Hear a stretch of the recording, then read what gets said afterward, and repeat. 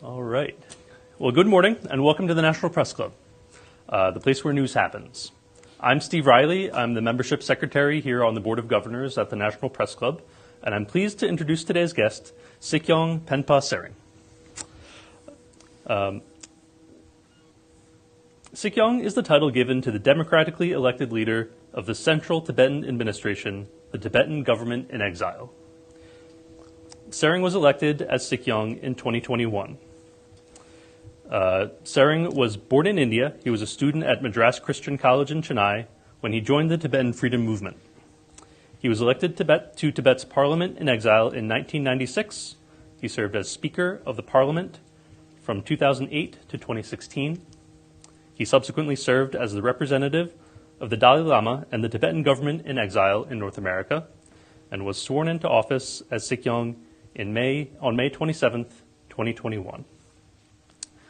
In 2021, he was elected in an election where more than 77% of the voters participated, spread across 30 countries. And on behalf of the National Press Club, I'd like to welcome you to the National Press Club. Thank you. Thank you for having me.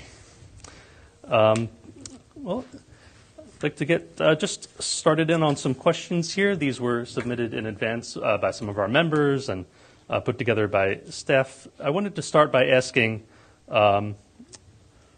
if you could describe what is it that your government wants for Tibet? What future are you seeking? In fact, historically, Tibet has been an independent state. Communist China invaded Tibet in 1950, and in 1959, His Holiness the Dalai Lama had to come into exile and started this government in exile. So one of our main responsibilities is to resolve the Sino-Tibet conflict, and His Holiness has adopted what is called as the middle way approach or the policy to resolve the Sino-Tibet conflict in a non-violent, negotiated, mutually beneficial solution that would be lasting. If you look around conflicts around the world today, you don't know whether you're resolving one problem or you're creating more problems in future. So whether we like it or not, we lived on that Tibetan plateau, the biggest plateau and the highest plateau on earth, which has become an open-air prison right now. We don't have an Indian mythological god like Hanuman to lift Tibet out of that place and put it somewhere in the Pacific or the Atlantic near the United States. So whenever we get to go back, we have to live with our neighbors, Chinese, Indians, and we lived as neighbors for centuries. And His Holiness always thinks about the larger interests of humanity, and he always appreciated the concept of European Union. Even now, His Holiness says that if it had not been for the concept of European Union, Europeans would still be fighting with each other. So if that can be applied to Europe, then why not Tibet? And Tibet enjoys a very geographically strategic significance in that whole region, even though it's landlocked. It's huge. It's known as, we call our land as the land surrounded by snow mountain ranges. The environmental scientists call Tibet the third pole because Tibet has the largest amount of glaciers and permafrost aside from the two poles. And Asians call Tibet as the water tower of Asia. So considering the importance, the geographical, strategic importance of Tibet, we feel that if there is a sensible leader, a Chinese leader with common sense, then it's the easiest to resolve, because His Holiness is not asking for separation from China, not seeking independence, but willing to live within the framework of the Chinese Constitution. But unfortunately, the response from the Chinese side has not been positive so far. And you alluded to this a little bit, but might you describe conditions inside Tibet at the moment? What is the status quo, and what is wrong with that in your view? As I mentioned, it has become the biggest open-air prison in the world, and there is no human rights whatsoever. It's more like George Orwell's 1984 coming into reality, where the state surveils and controls the population, and between 2009 to 2022, 157 Tibetans have self-immolated, hoping against hope that the Chinese government will pay some attention to their plight or the international community will come to their rescue. But unfortunately, particularly under President Xi Jinping, since he came into power, the whole policy is directed towards eliminating the identity of the nationalities, including Tibetans. So they are striking at our language. We have a language that is among the 15 oldest languages in this world. And the Tibetan religion, which is very unique, Tibetan Buddhism. And then based on that, we have a Tibetan culture based on nonviolence and compassion.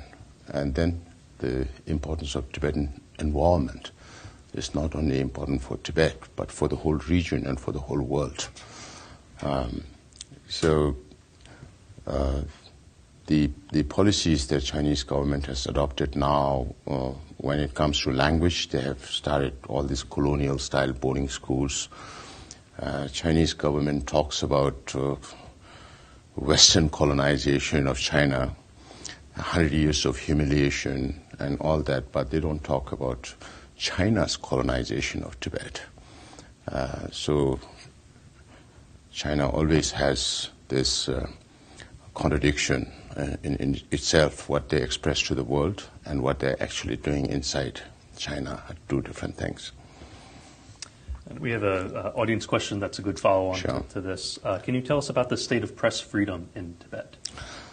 Press freedom does not exist. There is no media, there is no civil society. Just this morning, I received information that the Chinese ambassador called up the RTS television and radio program where they were doing a program on His Holiness Reincarnation. And the ambassador called and asked them to stop this. The RTS didn't listen, so they hacked their website. And they were not able to finish the broadcast. That's why I keep saying the Chinese government is the biggest publicity agent for us.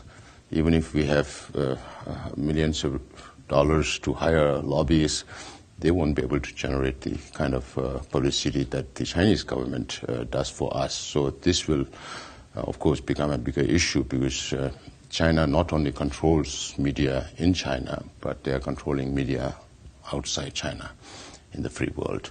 So media and press freedom and civil society just does not exist in Tibet. I was hoping to ask about your trip to, obviously we're here in Washington, D.C., and you've been meeting with elected officials here in the United States. What do you see as kind of the objective of your meetings? What are you hoping are the outcomes of some of your interactions with American officials? During this visit, I was in Czech Republic for the Forum 2000. I met several leaders, global leaders, and then we were in Germany. I was in Mexico, and now here in the United States, because a lot of people don't understand the motivations of the Chinese government, what they're doing around the world, particularly in countries in Latin America and Africa, all this. So while in Mexico, I was asking the students, I spoke at Guadalajara University, and Itasco University, and congressmen, congress people at the local level. I asked them, have you heard about Belt and Road Initiative? And they shake their head. So I say, if you have not heard about Belt and Road Initiative, you don't understand anything about China. So we need to create more awareness about what China is doing, and also the fact that liberal democracies are really strengthening authoritarianism.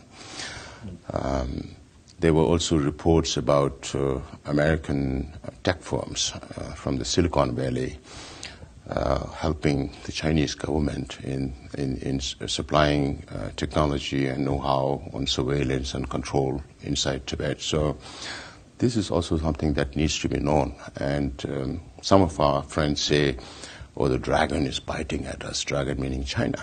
So I tell them, dragon at one time was very weak.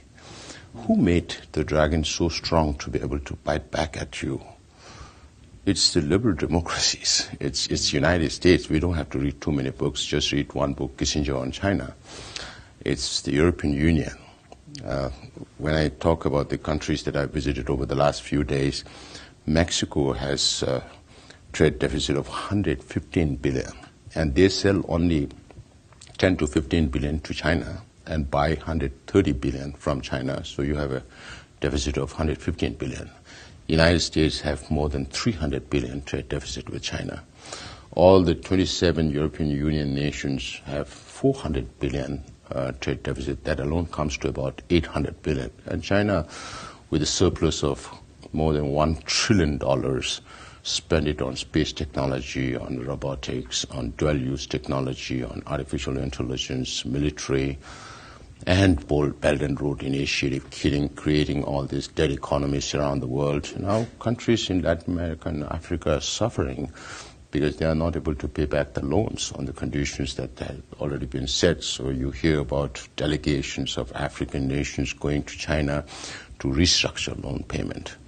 So nothing comes for free from China. That's what we have to make the world know, the reality of China. In the United States, of course, you have a lot of think tanks that study China. It's good because politicians don't have the time. So you need think tanks in countries like Mexico, Latin America, Africa to understand what China is doing. Because by creating debt in the Asian region, China has already taken over part of Sihanoukville port in Cambodia because Cambodian government is in almost 40% debt with China. They're not able to pay back the loans, so they have taken over a very strategic part of that port. And they have already taken over the Coco Islands in Burma. China built a port and an airport in Sri Lanka, hoping to increase trade in the what they call the Maritime Silk Road. And so there's no business now. So they have taken over the Hambantota port, which is a very strategic location and a huge security concern for the neighboring countries like India. And they have taken over the Gwadar port in Balochistan, south of Pakistan. And they are also building what they call CPEC, China-Pakistan Economic Corridor, spending about $60 billion connecting Gwadar port with mainland China. So China has access to the whole of Arabian Sea. And China's relation with Iran, China having taken over Djibouti port, which will also become a military base for China if there is a war in the region. Then, of course, in Greece and Portugal, and they've even taken over part of Hamburg port in Germany. So that is how they do. Watching from India, last year, beginning of this year, China opened a big port in Peru. And the Peruvian president seemed to be very happy during the inauguration. But I say, let us see, after a few years, Peruvians don't have to cry because of this Chinese investment. So earlier, China used to invest a lot in these African, Latin American, Southeast Asian, Shanghai Cooperation Organization countries. Now they are doing only strategic investment, because they also have financial problems. There are a lot of, because some people consider China as a monolith, but there are also a lot of soft underbellies of China. So people have to understand the holistic picture of where China is coming from, because China is not just talking about China or its neighborhood. Because of its action, all the military spending has increased. In Japan, in Taiwan, they have to spend. For New Zealand, security was never an issue. Now it is one.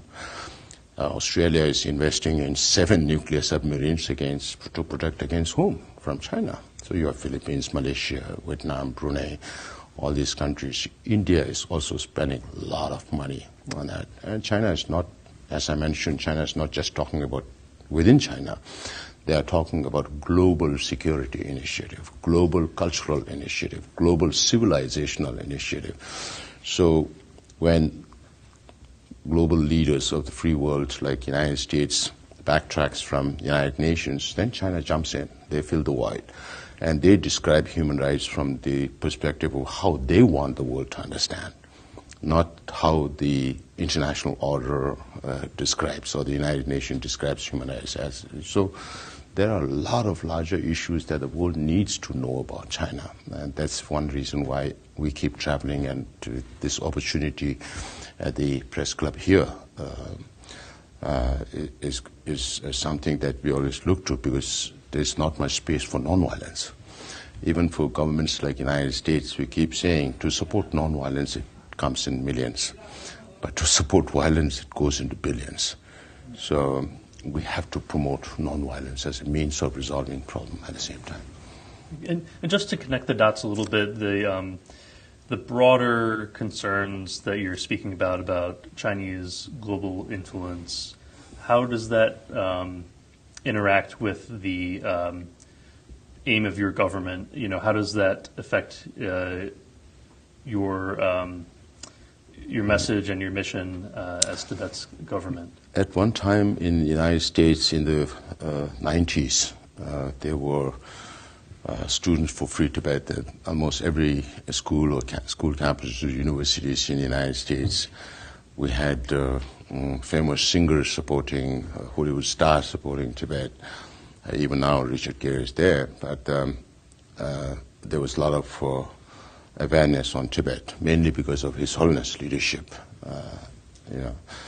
And then from 2000 onwards, 2001, China became a member of the World Trade Organization. China also had the opportunity to organize their coming out party, the 2008 Olympics, which was granted in 2001 again. And the world hoped that if China becomes globalized, but becomes part of the international community, they will become more responsible. And everybody was doing trade with China. And China was also increasing its liberation trade and economy. And from that time onwards to now, if we look at China, it has not moved in the direction that the free world wanted. Now they realize, after the pandemic, the COVID and all that, the world is waking up to the reality of China. And everybody wants to know more about China. That is why there's a little more interest than there used to be before. So it's just a cycle.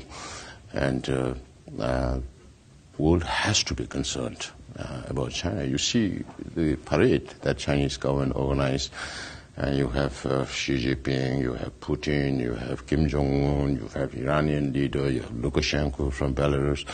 So all the good guys, the so-called good guys are together. So what does that show to the world if free democratic nations don't come together and make sure that you don't strengthen China because of your business with them? For business people, it's business, making money. They don't care about human rights. So this ethics also need to come into business. It's not just making money.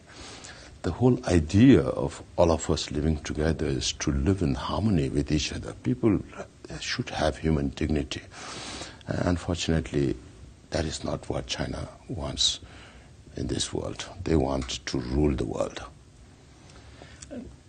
And speaking of the Chinese government, in July you told Reuters you saw no space for any negotiation with China on greater autonomy for Tibet. I was wondering if that is still the case and what your relationship, if any, with the Chinese government is at this time. I have admitted to some kind of a back channel with the Chinese, but that is nothing of consequence. If you look at what Xi Jinping is doing, we already talked about the human rights situation and the policies that the government has adopted in eradicating the identity of all the nationalities, including the Tibetans.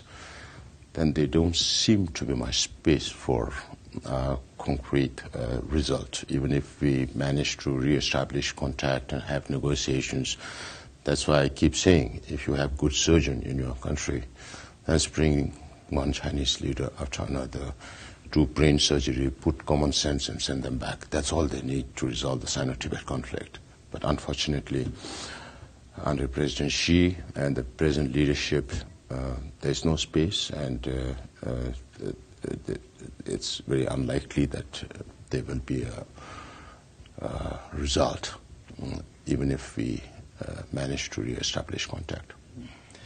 And what has the CTA's relationship with the American government been on your mission for greater autonomy, and how do you see the American government in this whole picture? In fact, His Holiness came into exile in '59. He traveled to few Asian countries in '67 for the first time. Then '73 he visited Europe for the first time, and in '79 when there was this establishment of formal relations between the Chinese government and the United States government in 1979, that was the first time that His Holiness visited the United States. And in 1987, His Holiness spoke to the Human Rights Caucus here in the United States about the 5-point peace plan, which was the first documented proposal from His Holiness on how to resolve the Sino-Tibet conflict. And since then, the United States have been very proactive. Of course, we had our relations much earlier than that with CIA and all that.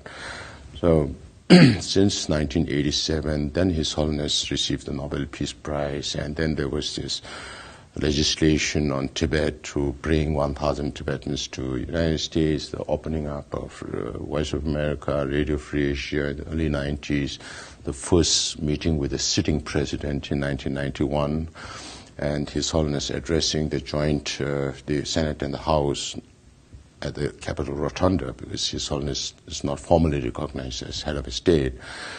And all this developed into the appointment of special coordinator for Tibetan issues in 1997. And then just after the 2001, China's entry into WTO, there was this Tibet Policy Act of 2002, now which has been amended to Tibet Support and Policy Act of 2020.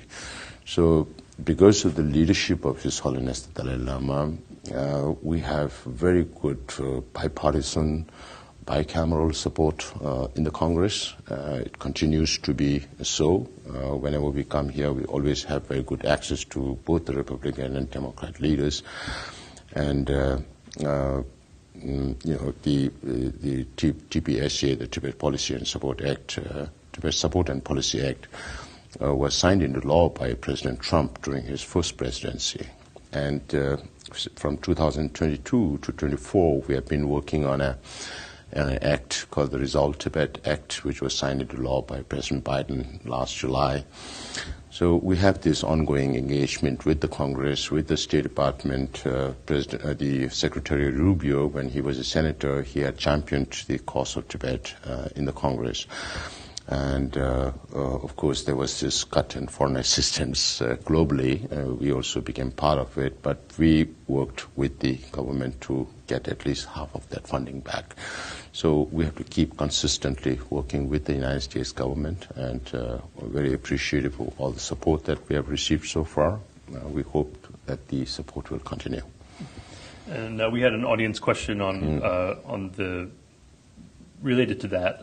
How has the defunding of USAID and its impact on Radio Free Asia affected news services in Tibet? Radio Free Asia and Voice of America has played a very important role in not just talking about the Tibetan issue globally, but then also about American values to the Tibetans inside Tibet. Of course, there are a lot of jammings and all that, but despite all that, information does get through to Tibet. Now, after the defunding of Radio Free Asia and Voice of America, people are feeling the void already. From within Tibet, we receive messages like they can't say it directly, so they are saying we are missing our morning tea. Those kind of messages being sent from inside Tibet. So we are still hoping that there would be some space for the funding of the Voice of America and Radio Free Asia, which are very, very essential tools for information dissemination within Tibet. And with regard to the USAID cuts earlier this year, President Trump later reinstated, as you mentioned, about $6.8 million in aid for Tibetans in South Asia. Can you tell us about how that funding affects the lives of Tibetans? Of course, much of our the reason why we exist as Central Tibetan Administration or the Tibetan government in exile is mainly because of the generosity and hospitality of the Indian government. And besides that, the United States is a second benefactor for us. So every penny counts for us.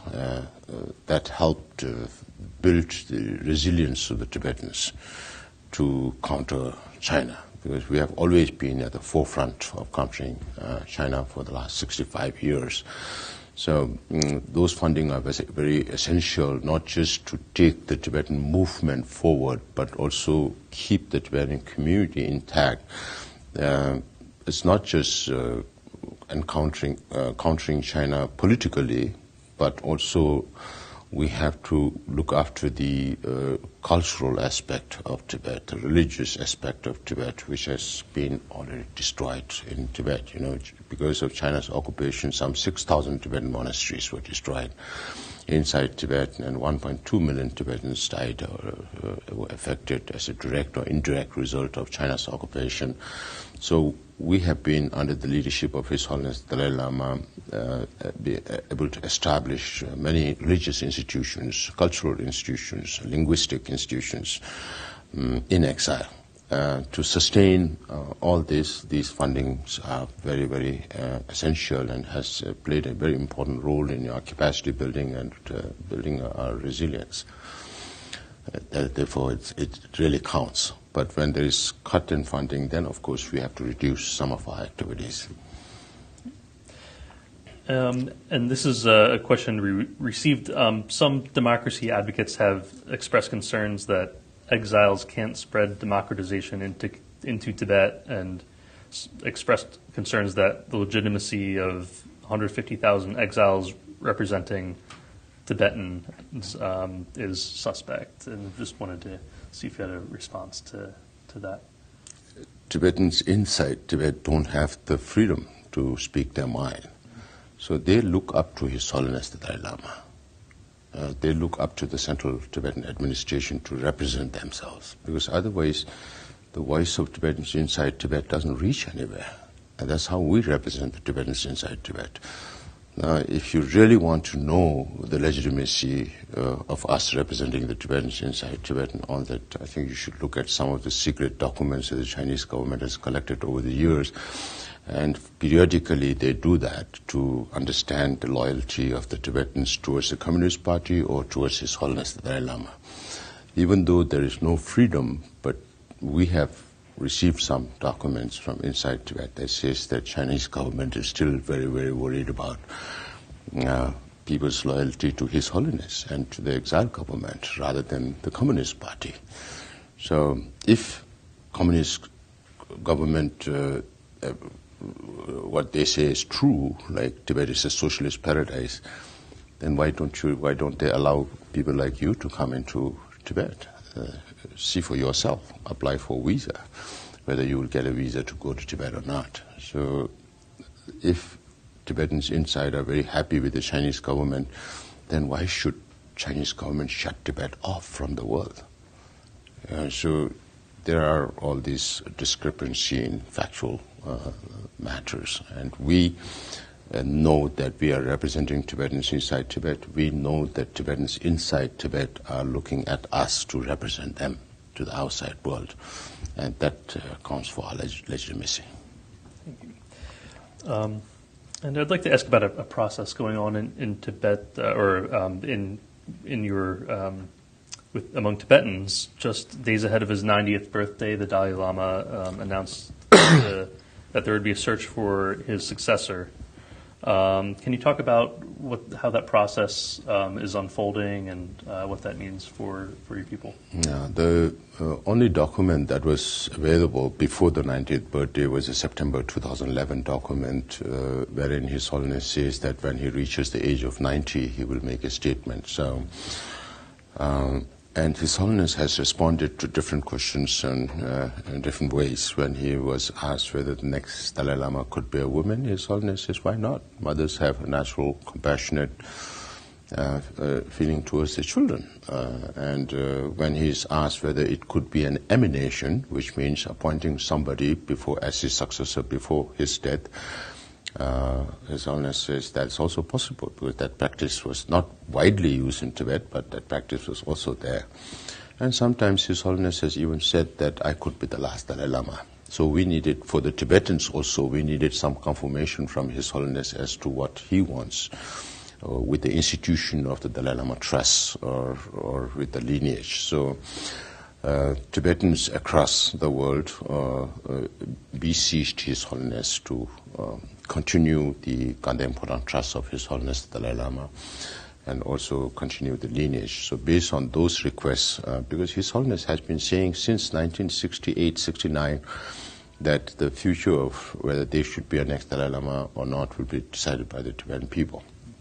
So on the July 2nd, His Holiness confirmed that the Kandem Podang Trust of His Holiness Dalai Lama will continue, and this trust will be responsible for choosing the next Dalai Lama in consultation with other head lamas of different Buddhist traditions, and also in consultation with oracles that have had generations of relations with the successive Dalai Lamas. And the lineage of the Dalai Lama will continue. So, of course, there are many people don't understand the process. Even I was asked here in the United States by a top leader that you don't seem to have a process in place. I said, that's your perspective. But if there is one thing that China cannot handle, is unpredictability.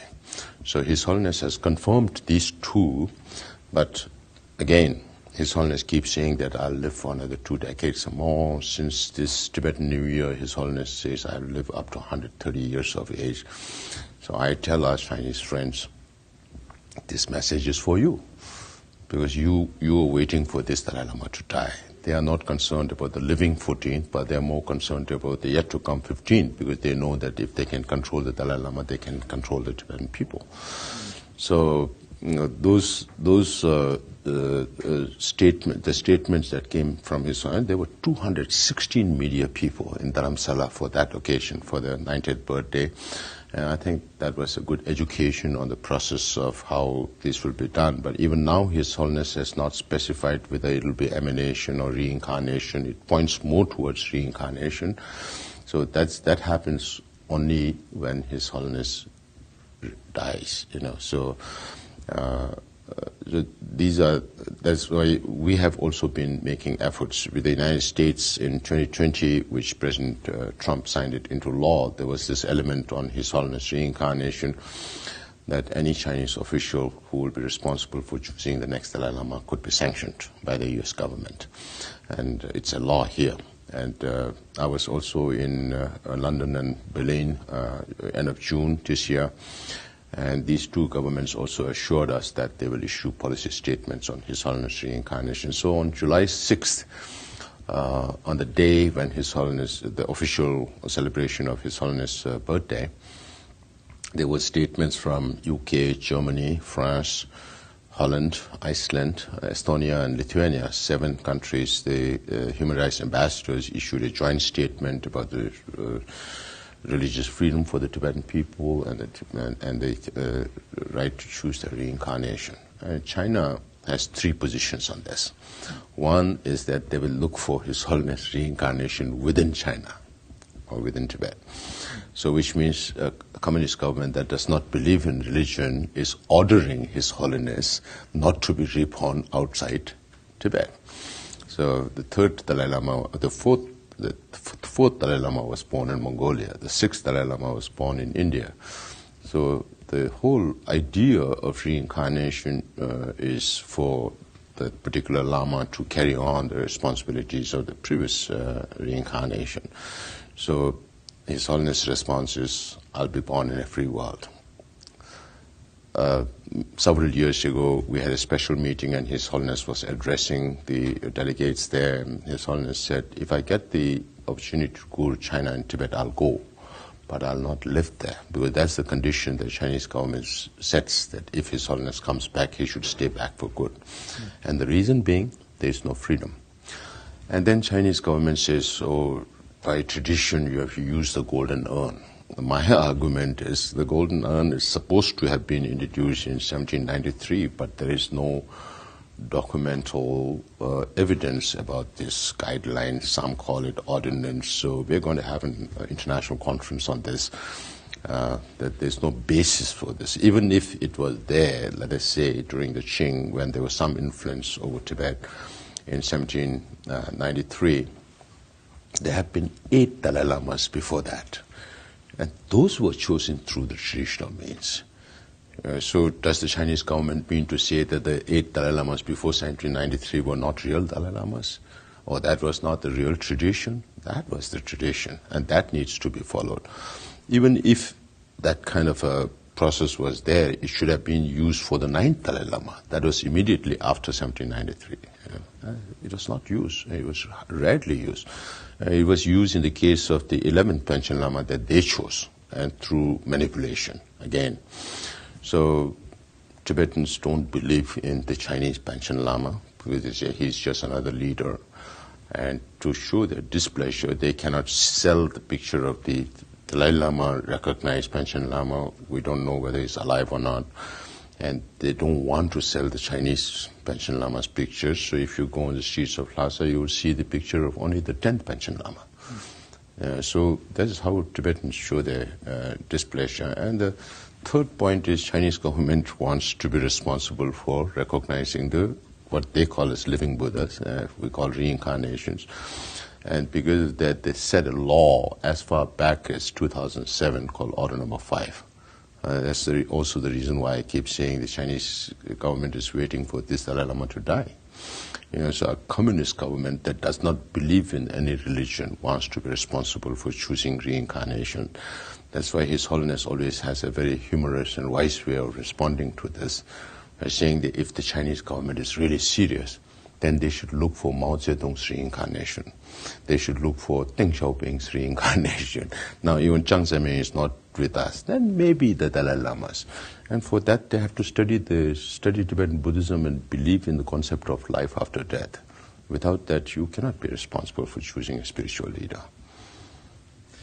And what does this process, well, might you describe the relationship between the government in exile, the CTA, and the Dalai Lama, and how this process and the controversy or disagreement with the Chinese government over the process, how it might impact your government? It might. Of course, His Holiness not being there maybe from 20, 30 years down the line with us will be a big setback for the Tibetan movement. But His Holiness has been a visionary, a true democrat. We tried to live under the so-called 17-point agreement for 8 long years. And during those years, His Holiness was in China in 54, 55, met with Mao and Zhou Enlai and Tu Dai and all those leaders of those times. And His Holiness also saw that Communist China looked very disciplined, but there was no freedom. And then His Holiness visited India in 1956-57, just 10 years after India's independence, and very nascent democracy, visited the parliament, found it very chaotic, but everybody had the freedom to speak. So no sooner, not even 1 year after coming into exile, under very difficult circumstances, His Holiness said that we should have representative government. So he knows that, in fact, many of my father's generation, they never thought that we will have to live in exile for 65 years, because even during the 13th Dalai Lama, when British India invaded Tibet, Tibet's capital, then His Holiness 13th Dalai Lama had to flee to Mongolia and then China, and then came back in 3 months. There was Chinese on the Tibetan frontier. So His Holiness 13th Dalai Lama had to come into exile in India for 2 years, from 1910 to 1912. So during the 14th Dalai Lama also, everybody thought they will get to go back very soon. But His Holiness, being a visionary, decided to set up democratic polity in exile. And therefore, we are the only government in exile with a fully functional democratic polity, with all the organs of democracy. And that, in that sense, His Holiness has been preparing for a time when he is not there. So if you look at the evolution of Tibetan democracy also, in 2001, His Holiness said, I'm not going to live forever. So why don't we bring in more change? So we had direct election of the chief of the cabinet. So every 10 years like that. So 2011, then His Holiness said, I'm going to do all my powers. So when it comes to His Holiness reincarnation, if Chinese government decides to choose one, then we will definitely be following the tradition to choose another Dalai Lama. And I keep sending this message to the Chinese leadership. Do you want a lifelong headache or not? If you have two Dalai Lamas, it's going to be lifelong. And Xi Jinping won't be there to resolve these problems. He will die. So I think the Chinese leadership should be more pragmatic in its approach. And if they really care for the Tibetan people as their own people, then why don't you take care of their wishes also? Because Chinese government approach is very unidimensional. Every time they say, oh, your Sikyong is going traveling around the world speaking bad things about China, but not talking about all the developments that has happened inside. But development for whom? When China produces 1/3 of global products and has to look for raw materials all around the world, from Latin America to Africa to everywhere, Tibet is in the backyard. And earlier it was logistically not possible. Now they've built railways, roads and everything, and they say, oh, we have developed Tibet. But it's not for the Tibetan people. It's to take all Tibet's resources, including water, hydro, electricity. They're building the biggest ever dam in the world, 3 times the size of Three Gorges Dam, which is the biggest in China right now. Yeah. Earlier this month, the CTA announced the election for the 18th Sikyong will be held in April 2026. Is that correct? We follow 2 rounds of elections. The first round is on 1st February, and the final round is on April 26. Yes, that is what the Election Commission has announced, and the election has to happen in 26 different countries in one day. How are you preparing voters to cast their ballots, and how, if at all, has China responded to the announcement of the election schedule? In our case, if you have the resources, then you have to campaign in 26 different countries. And this is the age of social media. So I decided not to campaign during this, want to bring some morality into electoral politics. Of course, China will not be happy that we have a vibrant democracy in place. But I don't want to speak too much about the election because it might affect the output of this election. And talking about your relationship with the Chinese government, are you sensing any progress? Is it fair to say things are at a standstill? And if you have hope for change, what gives you that hope? A leadership with common sense. Right now, it's not there. We have to keep our hope alive. Otherwise, without hope, then our cause, our fight, our movement could have died a long time ago. So we are still very hopeful that there would be Chinese leadership with a better common sense and realize that, because Tibetans are not Chinese, just like the Mongols are not Chinese, because there have been a lot of academic discourses in China as to who's the real Chinese. Is it only the Han or Mongols Chinese? If Mongols are Chinese, then maybe they can claim half of the world, because the Genghis Khan to Kublai Khan invaded that many parts of the world. So that needs to be understood, and they have to appreciate diversity. They want to make everything one Chinese nation. So that's why they teach only Mandarin in schools. So this is a very, very, we feel it's a very wrong approach to bring unity and harmony, as they say, because you strike at the very root of, because Tibetans have been Buddhists for more than 1,300 years, devout Buddhists. We don't care so much about material development. We care more about the mental development. It has to go side by side. So, as I mentioned before, so they have a very unique dimensional approach, development for any problem. But that does not solve people's problem. So if you respect diversity, if you respect the linguistic right, if you respect the religious right, if you respect the cultural rights of the people, then only you win loyalty of people. If you don't do that, you will always face the people's expression of unhappiness with the government, and it's natural.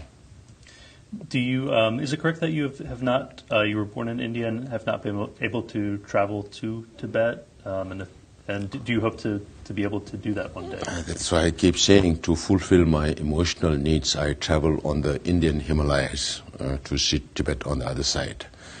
Because there was never ever a China-India border till Communist China invaded Tibet, and then there was this first war in 1962 between China and India. Even now, Indian government calls Indo-Tibetan Border Police, Indo-Tibetan Border Force. They have not changed it to China. That's a reality, and we were responsible for the boundary, which was signed between British India and independent Tibet. And there was a Chinese plenipotentiary participated in the first round, but didn't ratify that. But Tibet signed the border, which is now defined as McMahon Line, between India and Tibet. Yes, it's not possible for me to go to Tibet, but we hope to go back one day.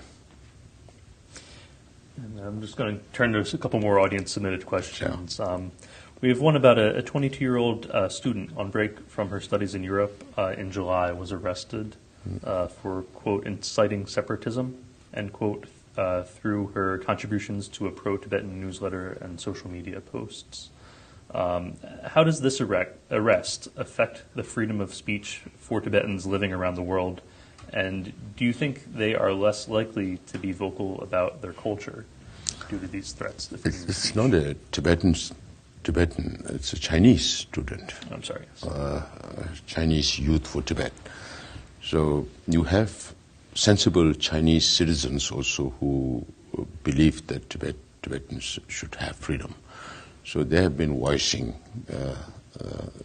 their support for the Tibetans, and anybody who has a background of supporting Tibet, particularly if it's Chinese, she was arrested. It's very unfortunate. Now we don't know where she is. She could be under a lot of stress with torture and all these things happening. So this is how Chinese government does. Even now they allow some Tibetans to come into Tibet, but if you have a Tibetan name, you get stuck at the airport between 2 to 14 hours. They check all your mobile, because you can't even carry a picture of His Holiness the Dalai Lama. You have one picture of His Holiness, you go to jail. If you say long life His Holiness Dalai Lama, you go to jail. So they are very, very concerned about the influence from the exile community into Tibet.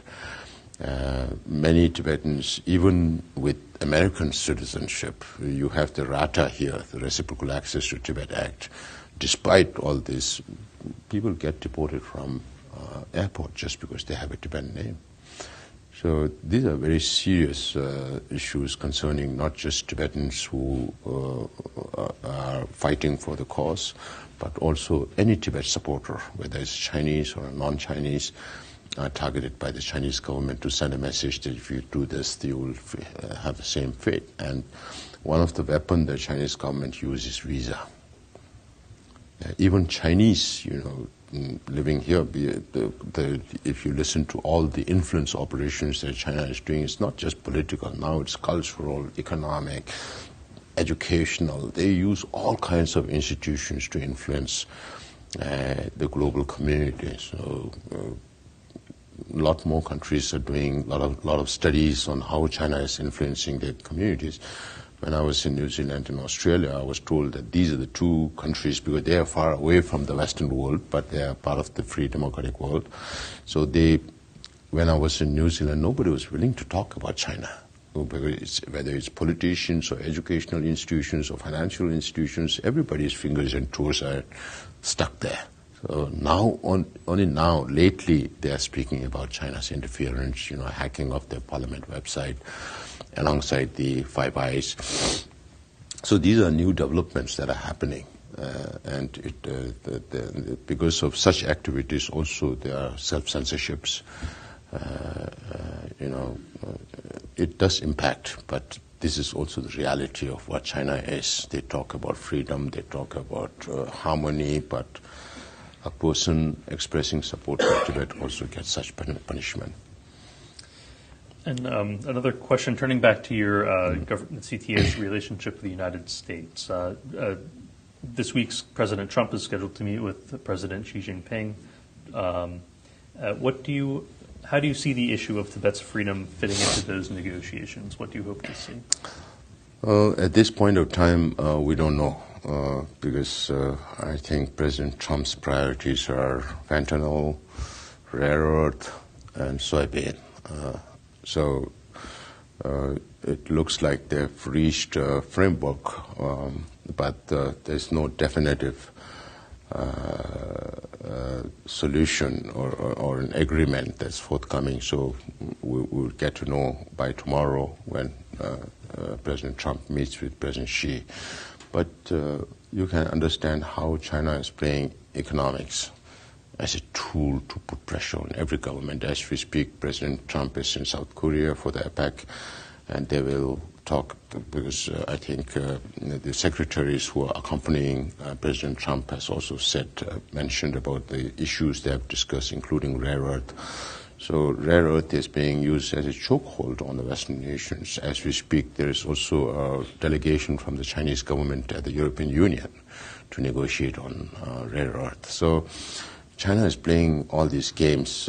When I was in Europe, people say, oh, China is using charm offensive again with the Europeans. But it's not charm offensive. They tell me it's coercive economics, because now you see with the U.S. government's raising of tariffs, with the continuous truce that has been happening, the Southeast Asian countries have seen 20-30% of increase in imports from China. Likewise, other countries, even in Europe, they are seeing more than 20-30% of increase of imports from China, because they have to sell all this overcapacity that they have. So they have to look for markets. And whether it is through peaceful means or through coercive means, they are asking other governments to buy. Otherwise, it just remains in inventory in China. And China is the only country that has a deflationary trend, whereas you have inflationary trend everywhere, because domestic consumption is not increasing, housing collapse, which composes about 25-30% of China's GDP. Now they are focusing on manufacturing, economy on scale, and pushing their products all around the world. So this will have a detrimental impact on developing countries who will not be able to compete prices of productions that they have domestically. So that will kill all the small-scale industries and medium-scale industries in these countries. If you listen to finance ministers of Southeast Asian countries, they are very worried. And China is talking about zero tariff. Why? Because China doesn't need to buy so much from other countries because they produce so much. But they need to sell to others. And to do that, they're promoting these ideas, telling the world, oh, we need free trade, and U.S. is not being fair. We already talked about U.S. trade deficit with China. And you have both tariffs and also non-tariff, currency manipulation. All that is happening with China. So China also needs to be much more pragmatic in its approach, because you heard the foreign minister saying, oh, U.S. has to come halfway. So they could take the goalpost further away and then say you come halfway. Then you're going 100%. That's how China plays the game, and create leverage all the time whenever there's a summit coming up or a meeting coming up. So the rare earth embargo on rare earth exports and exports of machineries and know-how, everything has been stopped just to create leverage for this summit. And so we have just a couple minutes left. Before I ask the final question, I just want to take a moment to thank the Headliners team leader, Jen Judson, and the whole Headliners staff, Club Executive Director Didier Soggy, and the club staff for making this event possible. Thank you. Thank you to our audience for being here today, and I would like to present you with the National Press Club mug as a small token of our appreciation for visiting us this afternoon. Thank you so much. And for our final question, you talked about all of the countries you're visiting on this trip and the way Chinese global influence is affecting those countries. What is your message to American leaders, to leaders of those nations about what you'd like to see from their governments to help your people? One thing, China respects only strength, not weakness. So if you kowtow more and more to Chinese, then I said, right now you are on your two legs. Then your hands will also become legs. Then you will become a donkey. Then China will keep riding you. So I think America has woken up to the reality, just as other countries are also waking up to the reality. But unfortunately, countries like European Union, they don't have a common foreign policy or a common trade policy. So China uses the same thing the colonials used to use against the colonies of divide and rule, carrot and stick, and all that. So this is a wake-up call for the world.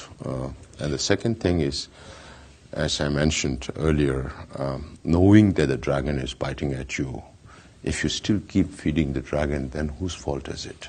If the democracy strengthens authoritarianism, then you are promoting authoritarianism. You don't want authoritarianism in your country, dictatorship in your country. Even in Mexico, I was saying, you're not very far away. You have Maduro very nearby, you have Cuba nearby, and all these are supported by China. Without the backing of China, it's not possible for these authoritarian regimes to survive. Even the sustenance of war in Ukraine is because of China's support for Russia. So I think these needs to be understood in the long term. Don't just think about the short-term benefits of doing business with China, but the long-term interests of your own country. That is the message I want to send to global leaders. Sikyong, thank you so much for being at the National Press Club. Thank you so much, Steve. Thank you.